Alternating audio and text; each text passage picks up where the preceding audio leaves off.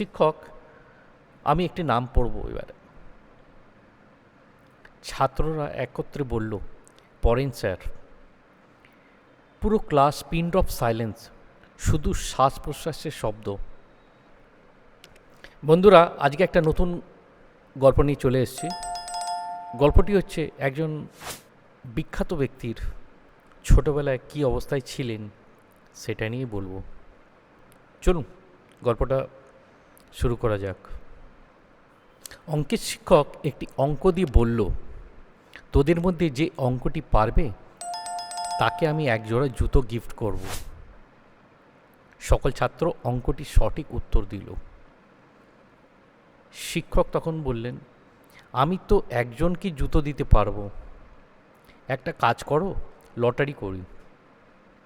বাক্সের মধ্যে তোরা তোদের নাম আর রোল নাম্বার লিখে দে।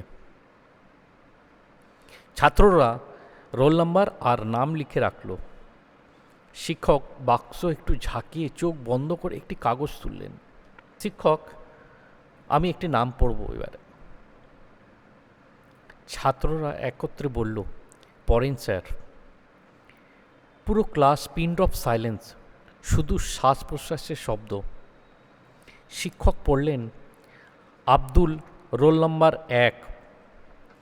ছাত্ররা হাততালি দিয়ে ফার্স্ট বয়কে অভিনন্দন জানালো। শিক্ষক পরের দিন একজোড়া জুতো নিয়ে এসে বললেন, তোরা সকলে মিলে জুতো ওকে পরিয়ে দে। টিচার্স রুমে এই শিক্ষকের চোখে জল দেখে সহকারী শিক্ষক জিজ্ঞাসা করলেন, স্যার আপনার চোখে জল কেন? শিক্ষক জুতোর ঘটনা খুলে বলল, আব্দুল ক্লাসে একমাত্র ছাত্র যে কিনা খালি পায়ে ক্লাসে আসে।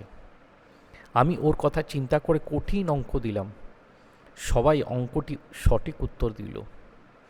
সবচেয়ে অবাক লাগলো, লটারির বাক্স খুলে দেখি সকল ছাত্রই তাদের স্ব নাম ও রোল নাম্বার লিখেছে। তার সাথে আব্দুলের রোল নাম্বারটাও লিখে রেখেছে, যাতে করে জুতোর জোড়া আব্দুল পায়।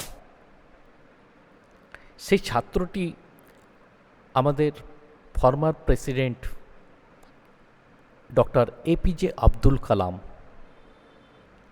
বন্ধুরা, এই গল্পটি কেমন লাগলো আমাকে অবশ্যই জানাবেন। তার সাথে সাবস্ক্রাইব করা ভুলবেন না। ধন্যবাদ।